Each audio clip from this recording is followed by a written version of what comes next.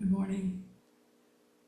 The title of my talk today is What Tettsū Gikai Understood. And you might remember from last week's talk that Tettsū Gikai was a student of Dogen's. So we're talking the 13th century, who eventually became the third abbot of Dogen's monastery, Eiheiji, after Dogen himself and Ejo Zenji. So Tettsū Gikai, and I'll call him Gikai, was also important in that he was Keizan Zenji's teacher, who was very important, as we learned last week. Along with Dogen, one of the important parents, if you will, of Soto Zen. And when we talk of the parents, Tettsū Gikai is not necessarily included in that, but he's included in my talk last week and this week because he watches over us here. Here in the Zendo, his portrait, and so Kate, if you can go ahead and put that up. His portrait with Eiheiji Monastery in the background hangs here to my left. So what might we know about him that will support our practice here in the Zendo and out in the world?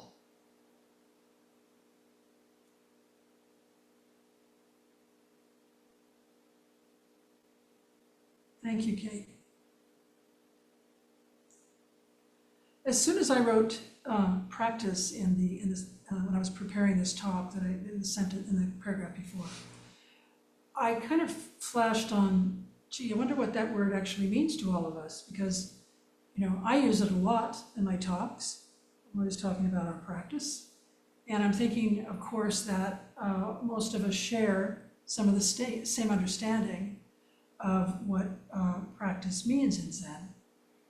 But I think it's a good question. What are we actually practicing? And Gikai had some experiences as Dogen's student that is very informative and important for us. But first, what is this? What is this actual practice of ours? Zen, as you know, is actually the Japanese word for the Chinese word chan, which came from the Sanskrit word, which means meditation. So Zen is this path of awakening that we're on. An awakening to what? We have learned awakening to whom we truly are. And we do this in Zen by coming back to the right now, in this moment, self. Back to the naturalness and the intimacy and the simplicity, really, of our true nature, which we are continually discovering in our practice. And Zen practice isn't of course, about getting away from our lives as they are. It's really rather about getting into our lives as they really are. And that's all of our lives, as you know. All the joy and the hardships, and the beauty and the sorrow. And so this path we're on, that Dogen and Gikai and Keizan were on, is a path of awakening to who we are. And awakening also the aspiration to serve others. And quite literally, I think, to simply take responsibility for our own lives. And when we say it like this, it can seem a bit daunting, right? But when we first entered the path, we really began a new way of experiencing our own lives. I think perhaps you can all feel that. And how is it done? Well, that is the practice.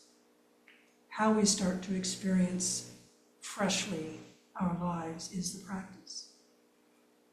It was described in the Lotus Sutra, in the parable of the burning house, as a narrow door, the only escape from the three poisons of greed and anger and delusion.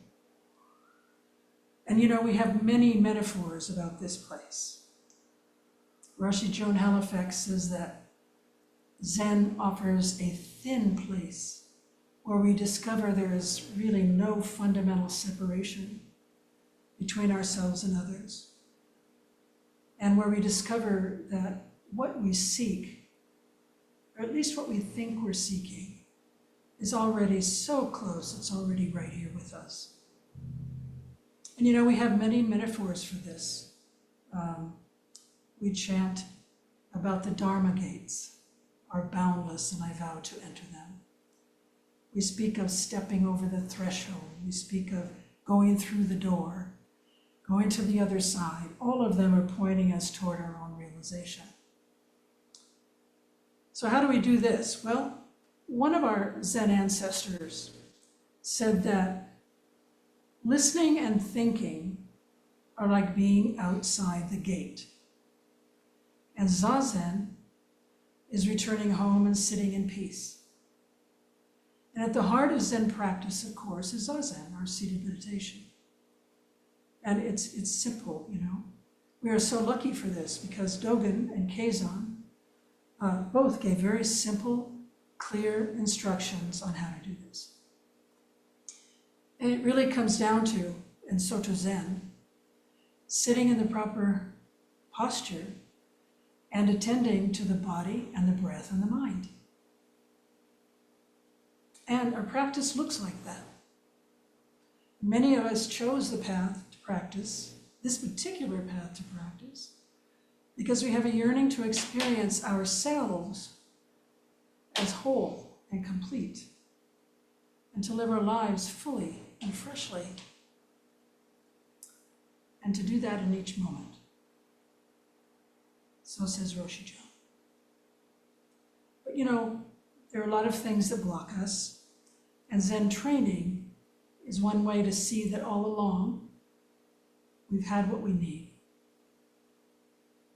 And this is called the realization of the original self. And this is what we are practicing.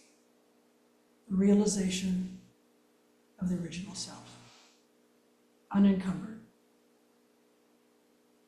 Now, from what I've read, Gikai was a very devoted Buddhist practitioner.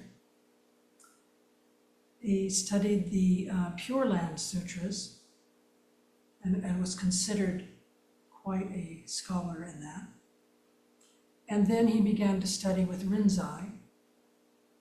And then he thought he wanted something more direct. And he had heard about Dogen. So actually, he decided, along with his teacher, Ekan, he decided to go to Eheji and study with Dogen. And Dogen received him. And as we found out last week, you know, Gikai was very reliable. He had great fortitude and strength of character. And obviously, Dogen saw a great deal of strength in him and a great deal of promise. He thought of him as being very capable, very trustworthy. However, as we also learned last week, Dogen chided Gikai a number of times. And Gikai talked about that for his lack of parental mind, of Roshin, or also what Dogen calls Robaishi, grandmother mind. Gikai expressed that he actually did not understand why Dogen would repeatedly urge him to develop this quality. You know, we might say in today's language, he just didn't get it. But because he was so important to Dogen, he decided that parental mind would become a koan for him. In this kind of paradoxical riddle that he wholeheartedly worked with his whole life. You know, parental mind is this selfless, loving concern that exemplifies a parent's devotion to their child, as an example. And in Dogen's book, Instruction for the Cook, he writes that this attitude is really how all tasks should be approached and how all things should be used. So his example is when you handle water or rice or anything else, you must have the affectionate and caring concern of a parent raising a child. And Dogen was precise in expounding on Roshin, because for him the qualities of parental mind very uniquely portray enlightened activity. So as a metaphor for enlightened activity, parental mind expresses loving concern without attachment.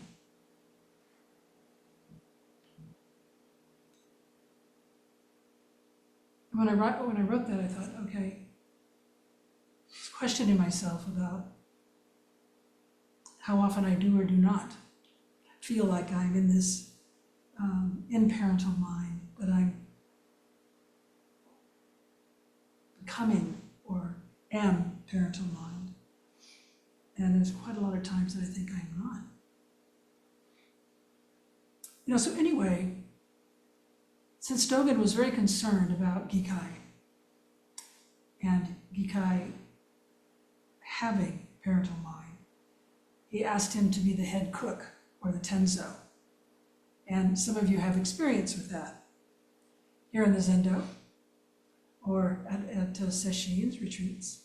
But you can just imagine being Tettsū at a Heiji, a large monastery. And he was responsible, of course, for not just preparing the food and making sure that monks are fed, but also for finding food. And, not an easy task in the winter, away from the city in the mid-1200s. But seemingly this experience was really crucial to Gikai developing parental mind, with perhaps, Dogen's words ringing very loudly for him, especially as Tettsū. When you handle water, rice, or anything else, you must have the affectionate and caring concern of a parent raising a child. So what Gikai finally came to realize, what he came to understand then, is that enlightenment is actualized only within activity.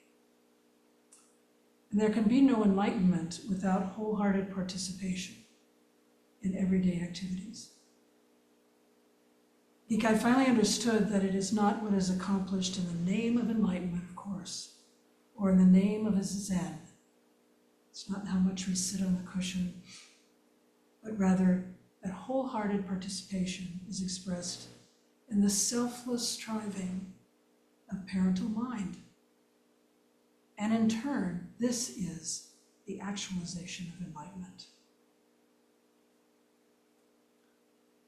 Not long after I had started practicing with my root teacher, Myoan Grace Shearson, I attended my first sesshin, I think it was a 4 or maybe even a 5-day retreat, at Empty Nest Zendo in Norfolk. And actually Linda and I went together, and we were roommates. And it was my first time, I don't know about her, but maybe her first time too, to be in a Zen silent retreat. And also to participate in the day-to-day activities of a Zen retreat, sitting and walking, meditation throughout the day and evening, preparing and serving meals, cleaning up, cleaning the Zendo. But it really was in the kitchen that I could really feel the significance of practicing wholeheartedly, in the moment, solely for the benefit of others. And that was the practice. But, as it goes, I made a lot of errors. I chatted when I shouldn't have been while I was chopping carrots for the soup. And I was corrected for that, not just once. And at the beginning, although thinking I was totally focused on whatever task I was assigned, I'd find myself thinking about other things and maybe then kind of making small mistakes.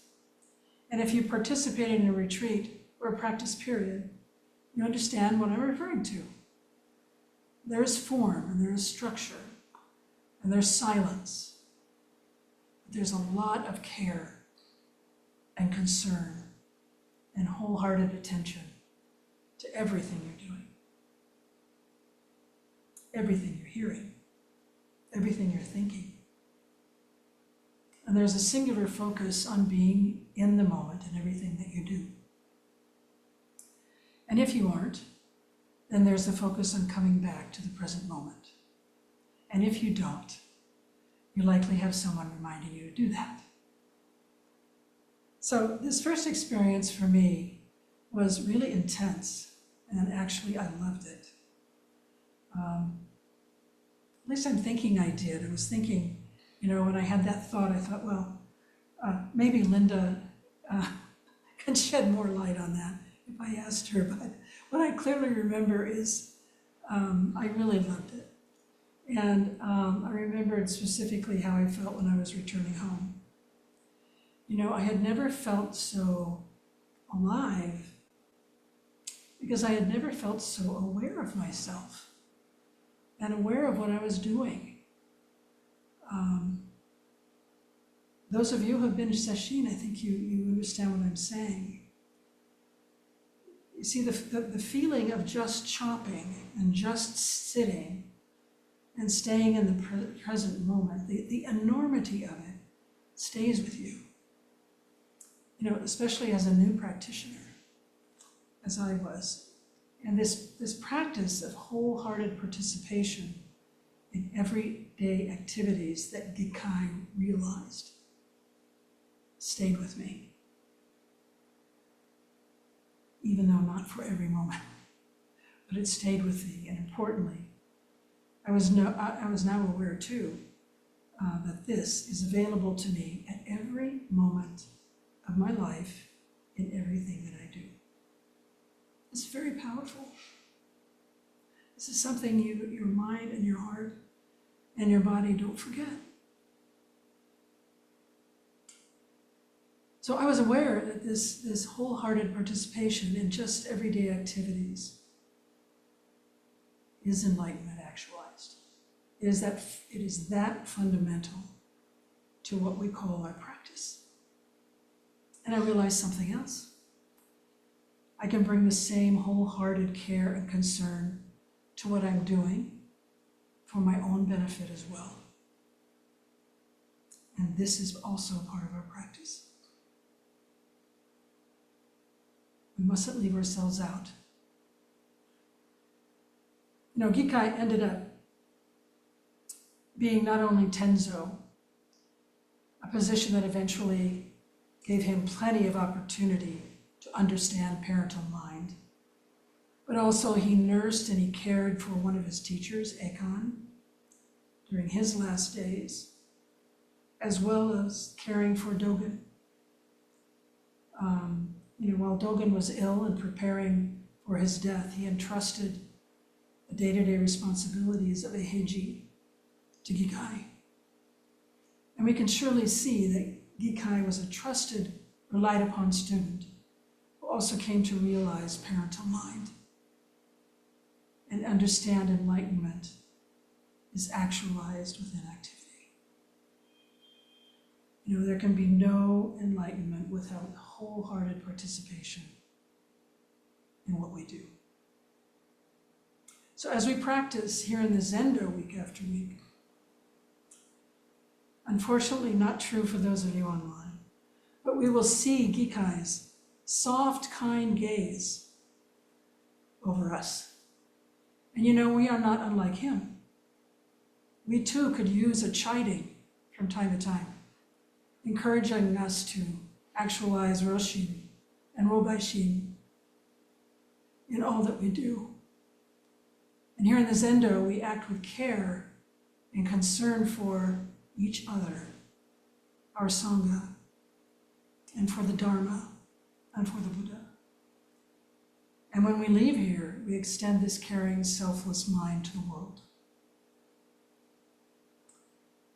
For me, I didn't know about Tettsū Gikai Zenji, and I didn't know that it was him whose portrait hangs here with us in practice. But now that I do, he is a constant reminder of our continuing practice to realize our original nature, our true nature, one that is compassionate, and kind and caring and selfless. And may he inspire all of us to continue on this beautiful path of discovery, which is our breath.